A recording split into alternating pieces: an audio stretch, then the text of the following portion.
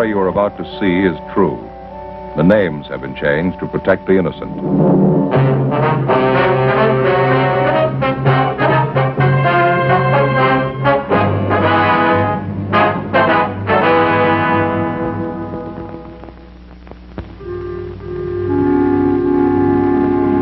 This is the city. Los Angeles, California. I work here. I'm a cop.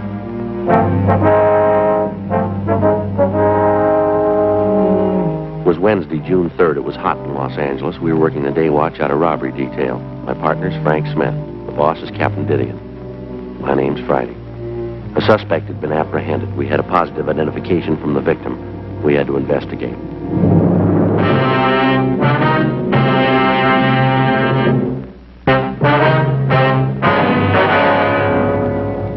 Hi, Joe. Joe. Hi. Hi.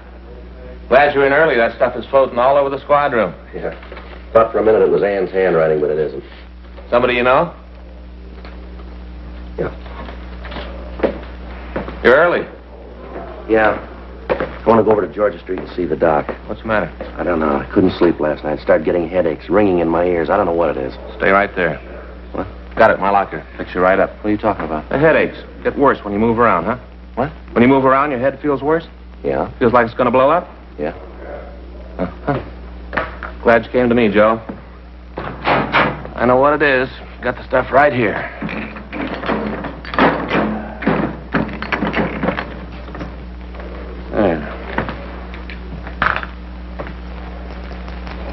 There we are. Take 2 of those. Fix you right up. What is it? Salt. Salt. Salt. That's your trouble. You don't get enough salt. Same thing happened to me last summer. Ever since then, I keep a bottle of salt tablets right in my locker. Always ready. Take 2. Fix you right up. All right, you got a penny? What for, a cup? Yeah. That's something else, Joe. We're not going to drink that water anymore. No? Nope. Bought a whole case of this just for us. You can drink it right out of the bottle. Well, what is it? Poland water. Right from the spring. Real water. You can read right here on the bottle. Poland Spring, Maine. Fix you right up. Well, maybe I ought to wait until I see the doctor, huh? Joe, believe me, I know it's wrong. Happened to me, same thing. Salt. That's what you need. Your body's screaming for salt. There you are. Poland water and the pills. Go ahead. Well, now, look, Frank, I really appreciate it. Really, I do. But I think I ought to see the doctor, huh? Joe, don't you trust me? Well, yeah. Take the pills. Salt. Salt. Here, take them. One at a time, all right? You know better than that, Joe. Well, I just thought I'd ask. You're the doctor. One at a time. Doesn't make any difference with pills, Joe. Doesn't it? Lots of water. Now, that wasn't bad, was it? No, that's good water. Now, if the headaches don't go away, we can drop by Georgia Street and see the doc. Well, let me have that bottle, Joe. Cap it up. Keep it fresh for us. Wait a minute. Yeah? Want those? Always ready.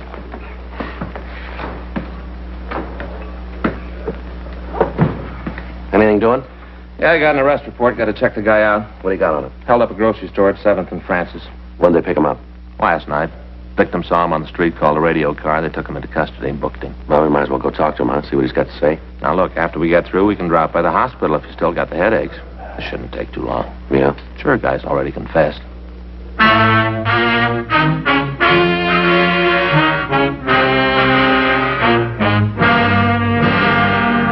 We ran the name of the suspect, Thomas Stanford, through R&I, but we found no previous criminal record for anyone of his description. 8:20 a.m. We drove over to the main jail. We went up to the second floor and signed in. Stanford was brought from his cell, and Frank and I took him to one of the interview rooms. We gave him a cigarette, and he started to talk. Yeah, I did the robbery a week ago yesterday. Mm-hmm. A few things we'd like to check here on the arrest report. Sure, when I get this over with. Told you how I did it. Nothing special. Mm-hmm. Just held up the store. Your full name is Thomas Arthur Stanford, is that right? Yeah, Thomas Arthur. My friends call me Tom. Yeah. Your home address is 1824 1/4 South Mariposa Avenue? Yeah, I live with my father. 1824 and 4th South Mariposa Avenue, LA 7. What's your father's name? Arthur. Same as my middle name. I was named after him. You employed? Not regular. What do you mean? Well, I don't have a regular job like in a factory or in a store. You see, I'm a gardener, and I work for different people. Can you give us a list of the people you work for? Sure, if you gotta have them. Just routine. Oh, yeah. I'll give them to you. You want to tell us how you committed the robbery? Yeah, I'll tell you. There isn't much to tell, though. Pretty simple. I went in and held the place up. Took the money. That's about all there is to it. Were you armed when you went into that grocery store? Yeah, I had a gun. What kind of a gun? .32 automatic. Had 8 bullets in it. Where's the gun now? Threw it away. Where? One of the ponds up in Ferndale. You mean Griffith Park, huh? Yeah, just a little up the canyon there. You want to show us where it is? Sure. All right. Now start right at the beginning. Tell us all about the robbery, exactly what you did. Why do you have to know all that? I told you I did it. We got to have it for the record. It's just routine. You guys do a lot of things just routine, don't you? Yeah, that's right. Quite a bit. Was there anybody in the store when you went in? Just the woman that owned the place. I guess she owned it. The way she carried on, you thought it was her own money I was taking. Yeah. I took out the gun and told her it was a stick-up. Said for her not to cause any trouble. What'd she say to that? That's when she got all hacked at me. Started to yell. What'd you do? I guess she figured I meant what I said when I told her to shut up. Anyway, she quieted down. Then I told her to get into the back room. They got this little back room where they keep the empty Coke and beer bottles. I told her to get in there. Did she? Yeah, she went in the room, and I locked the door from the outside. Then I went to the cash register, pushed down the no-sale button, and took the money. After that, I left the store. You didn't have the money on you when they picked you up last night. Where is it? It's gone. I spent it. Spent it all? Every last nickel of it. Had myself a ball. You remember where you spent it? Around different places. Bought myself some clothes. Spent some of it in clubs. The rest of it just went, every last penny. You drive a car, Stanford? Yeah, it isn't mine, though. It belongs to my father. Big Chrysler sedan. You drive that when you held up the grocery store, did you? Yeah, I had it parked down the street on 7th. You remember the time you went in the store? Just after 12. 12 noon. What were you doing in the neighborhood last night? You mean when they picked me up? That's right. Just looking around. You ever been arrested before? No. Never been mixed up with the cops. Never been in a hospital? Mental institution? Why do you ask a question like that for? Routine. Oh. Well, I was in the hospital when I was a kid. I had my tonsils taken out. Don't remember it too well, huh? Long time ago. How old are you, Stanford? 25. All these questions you're asking me. I told the cops that picked me up the same things. Why do you gotta ask them again? Can't you just send me to the penitentiary and get it over with? Gotta double-check your story, Stanford. I suppose so. Just seems to me you're going to a lot of trouble you don't have to. I told you I did it. I'm not giving you any trouble. I confessed. Yeah. My father know about this yet? Yeah, he was called.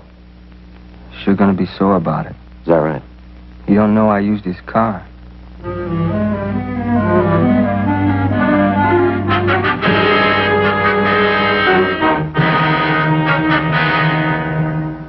"9:15 a.m. We checked the suspect out of the main jail, and we took him over to the store that had been robbed. While Frank waited in the car, I went in and talked to the victim, a Mrs. Alice Kenwood. I told her we would bring the suspect into the store and ask him several questions about the robbery. During that time, we wanted her to observe the suspect so that she could give us a positive identification. She agreed and said that she would do anything she could to help us in the investigation. Miss Kenwood, this is my partner, Frank Smith. How you do, man? What are you bringing me here for? What are you trying to prove? I'd like to have you explain a few things for us. I told you all I could. I said I did the robbery. Isn't that enough? Just a couple of things we'd like to clear up here. What things? I told you how I did it. She'll tell you. That's the woman I held up. She'll tell you it was me. She should know. She's the one who turned me in. How about it, Miss Kenwood? He's the one, all right. I'd know him any place. There, isn't that enough? What more do you want? I'd like to have you show us how you came into the store, what you did while you were in here. You mean the whole thing? Yeah, from the time he came in the door. All right, if you take these handcuffs off, I'll show You you. can show us with them on. Okay, if it's got to be that way, but it's going to make it tougher. Go ahead. Well, I came in that door there, and I walked over to this counter. She was standing behind You it. mean Miss Kenwood here? Yes, sir. She was standing behind that counter. I walked over to her, showed her the gun, told her it was a stick-up, that I wanted the money. That's right. He pointed the gun at me. Thought he was going to shoot. Go ahead, Stanford. Well, she started to yell. Told me to get out of the store. Certainly I yelled at him. Think I want anybody coming in here waving a gun around? If my husband was here, he'd show you good. See what I mean? Never saw a woman that can yell so much. Go ahead, Stanford. What'd you do then? When I told her if she didn't keep quiet, I'd have to shoot her. Then I told her to get in the back room. Now, just hold on a minute. He's not only a thief, he's a liar, too. Ma'am? It's not what he did at all. What do you mean, Mrs. Kenwood? He didn't tell me to get into the back room.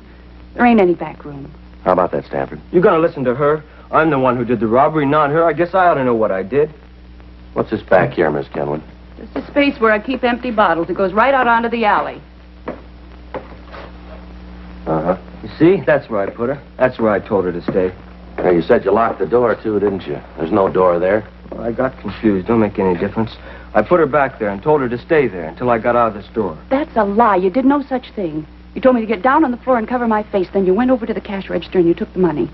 I didn't move. I didn't want to give you any trouble the way you was waving that gun around. It's a wonder you didn't try to kill me. The way you're yakking it up, I should All have right, done. that's enough, Frank. You want to take him out the car? Yeah, come on. I don't see what you got to go through all this for. I told you I did it. Nobody believes you. Miss Kenwood, Yes, are you sure that's the man that held you up? I said it before. I'm positive. There isn't any doubt in my mind. Now, you heard what he said, how he said he robbed you. Is that the way it happened? Well, everything was the same, except where he said that he put me in back there. That wasn't true. He made me lie down on the floor right there. Told me to stay still for 5 minutes, not to move. He said that if I caused any trouble, he'd come back and shoot me. Yes, ma'am. I think he's crazy. Anybody who'd have a gun and wave it around like that, it's terrible. Wish my husband was here. He'd show that snip. He's in the army, you know, my husband. Mm-hmm. Awful thing, him overseas getting shot at and young punks like that roaming around the streets with guns, threatening people. It's a terrible thing. Now, this is pretty important, ma'am. You're sure that's the man who held you up? How many times do I have to say it? I told you it was. He admits it himself. What more do you need? I don't know, ma'am. There's just something that isn't right about the whole thing. Doesn't make any difference. He's the man. There's no mistake about it. You just let me know when you want me in court. I'll be there. I want to see him get what's coming to him, every bit of it. Yes, ma'am, so do we, if he's the right man.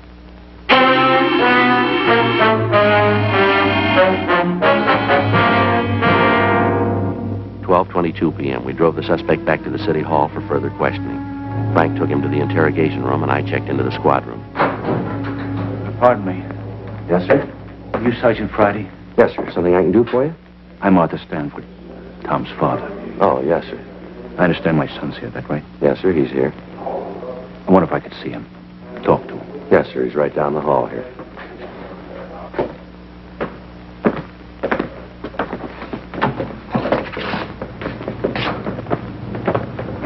Right down this way, sir. In here. I wonder if I could have a cigarette. Yes, sir, sure.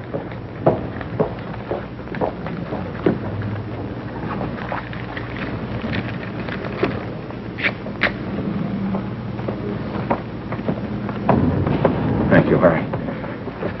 I don't know what I'm going to say to him when I see him. Wish I had some time to think. Well, you don't have to go in now if you don't want to, sir. Wouldn't do any good to put it off. Won't get any easier with time. I might as well get it over with. All right, sir.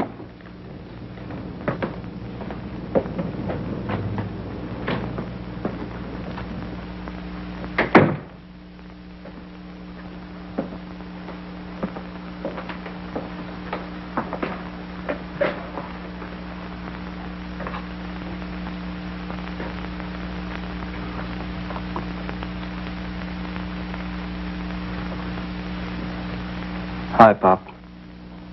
Why'd you do it, son? I did it because I wanted to. I wanted the money. I don't know any other reason you robbed somebody. I wanted the money, so I did it. You could have come to me. I'd have tried to get the money for you. You know I'd have tried. Where'd you get it? Where'd you get that kind of money? All your life, you've been grubbing for pennies. I don't want small money. I want to be rich, and I will be. All right, take it easy, Stanford. It's all right, Mr. Friday. I understand. You've been saying you understand all my life. I'm getting sick of it. As long as I can remember, you've been telling me to get out and do something on my own. Well, I finally did it, and now you aren't happy with it. You expect me to throw my hat up in the air because you're a thief? Ah, knock it off. I'm tired of you giving me lectures all the time. Talk never stop. All right, that's enough of that, Stanford. You keep out of this, cop. This is a family matter. Don't concern you. Between my father and me. Tell me why. That's all I want. Why? Tell me so I can face the neighbors. So I can tell them you had a reason. Tell him your son's a bum. They know that already, but that's not a reason to steal. It's good enough for me. They're not going to listen to you anyway. They've already made up their minds about me. They did that a long time ago. All right, come on, Stanford, let's go. Back to jail? That's right. Sure. Nothing else left to do here. You don't understand, never did. Let's go. One thing I'd like to ask first. What's that? I'm going to be in jail a long time. I have to live while you're gone. That's your worry. It always has been.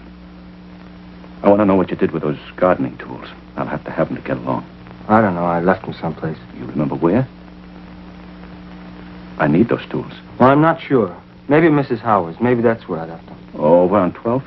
Yeah. I did a place last Wednesday. Guess I forgot to pick the stuff up when I left. Must still be there. I'll go over and get them. Just a minute. You said you did some gardening work for this Mrs. Howard last Wednesday. That'd be a week ago yesterday, is that right? That's what I said. Any idea what time you were there? Most of the day. Got there about 10 in the morning, left about 4 in the afternoon. I was in a hurry to get away. That's why I forgot the tools, I guess. You leave the place at all during the day? No, not until I finished. What are you trying to prove with all these questions? About the robbery, Stanford. Yeah. If you were at the Howard woman's house, how could you have held up that grocery store? Well, it don't make no difference. I don't have to explain it to you. You're wrong there, Stanford. Is that right? Too many things don't add up here. The way you confessed, the differences in your story about the robbery. Now, this thing about you being at the Howard house. I don't know why you're lying about this, Stanford. Yeah? But we're going to find out.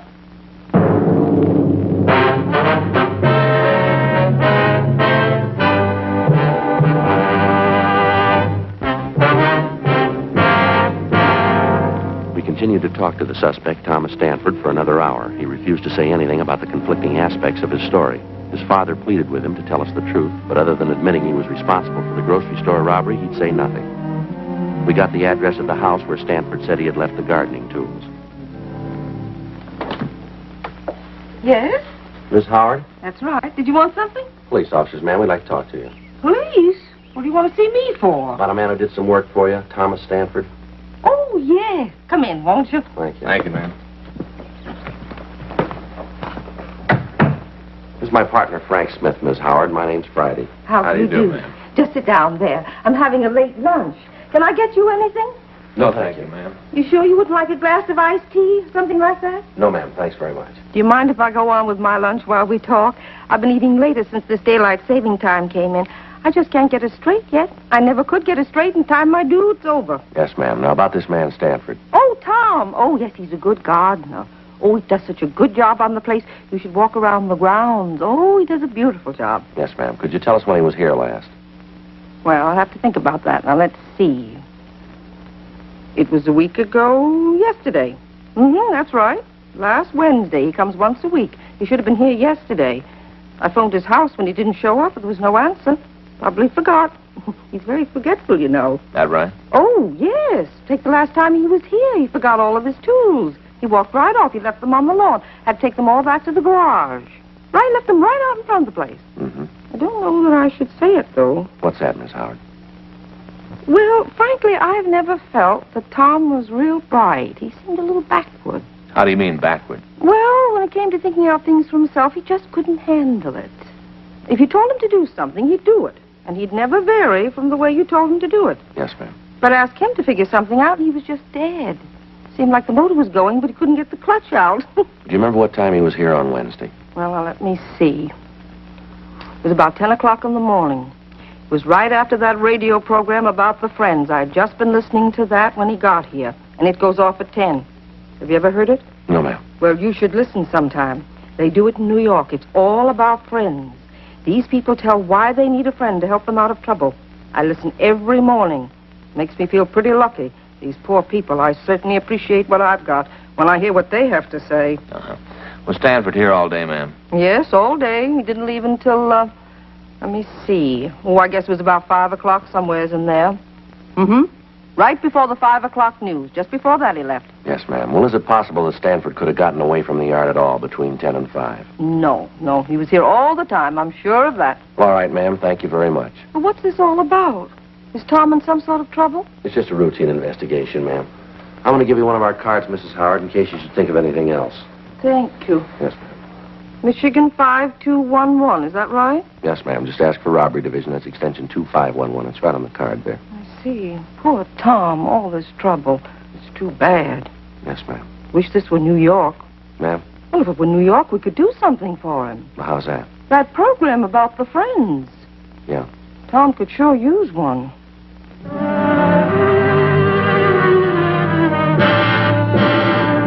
We left Mrs. Howard's home and talked to some of the people in the neighborhood. They told us that the Howards were respected people in the community, and some of them verified the fact that Stanford had worked for her almost 2 years. The woman who lived directly across the street from the Howard house said that she'd talked with Stanford on the afternoon of the robbery. She said that she'd asked the suspect about the seeds that he'd used to raise the carnations that were planted along the front of the house. She went on to say that she'd been working in the front yard of her own house all afternoon, and that she'd seen the suspect throughout that time. We drove back to the grocery store and talked with the victim, Mrs. Kenwood. Under questioning, she admitted that she could have made a mistake about the identification, but she said that if she was wrong, the thief could act as a double for Tom Stanford. 10:30 p.m. We drove back to the main jail to talk to the suspect. We took him to the interview room. He was sullen and refused to answer our questions. Stanford, Yeah? I'd like to have you tell us the truth this time. I told you. It isn't my fault if you don't believe me. It isn't my fault. Now, look, Stanford, we talked with Mrs. Howard. She told us that you were working for her all day a week ago Wednesday. So? What's that prove? You admit that's true, then, huh? Sure, it's true. I was working for her. Well, then how could you have gotten to the grocery store and held it up? Stanford? I did it. I haven't got anything more to say. I did the robbery. You read much, Stanford? Yeah, sometimes. What kind of books do you like? Detective stories. Cops and robbers. You played cops and robbers when you were a kid? Sure. Who were you? The robber. Did you pick up tonight's papers? Yeah, I got it. Anything in them about me? I didn't see anything. Must have been something. Some story about me with my name. No, if it was, I didn't see it. Well, maybe it didn't look good. Maybe. There's got to be something. A picture or something. No. Well, let me look. Where'd you leave the papers, Frank? Left them out the desk. Well, get them, will you? Let me look. Sure. Pretty important to you that you're in the papers, isn't it? I just want to see him, that's all. Well, my partner will bring them back. He must have made a mistake. There's something about me. Gotta be. Isn't every day there's a robbery like this? Papers write it up big, wouldn't they? I don't know. Sure they would. There was a story when the place was robbed. Told all about how it was done. Just a little story. But now you've got me, seems like they should have a picture. Here it is. Let's see. Nothing on the first page. The robbery happened a week ago. It's old news. Yeah, but you guys just caught me last night. Man.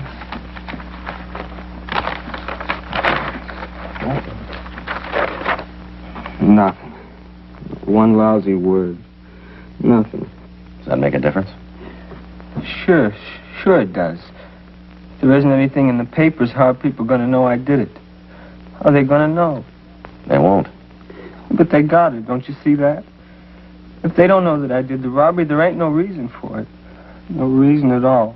What do you mean, Stanford? No pictures, no nothing. No one's going to know I did it. The way it looks to us, you didn't do it. But there should be a story about it. About how I confessed. Maybe not a picture, but at least a story. Something. You didn't do it, did you?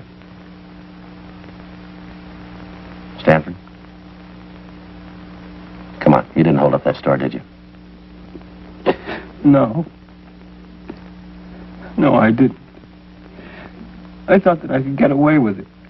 I thought that if I confessed, you'd put me in jail. People'd look at me different.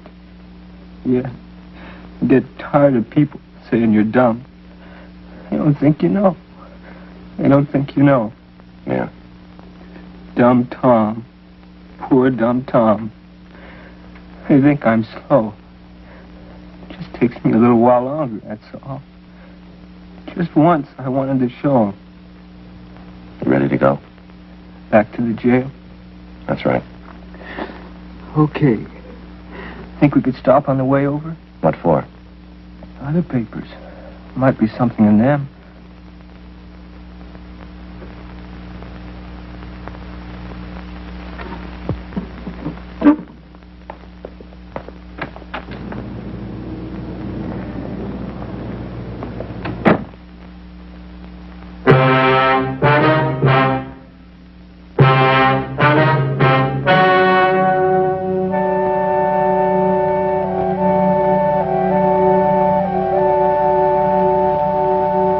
On June 4th, a meeting was held in the District Attorney's Office, City and County of Los Angeles, State of California.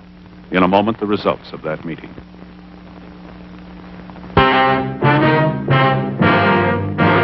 The suspect was examined by 4 psychiatrists appointed by the court and found to be mentally incompetent.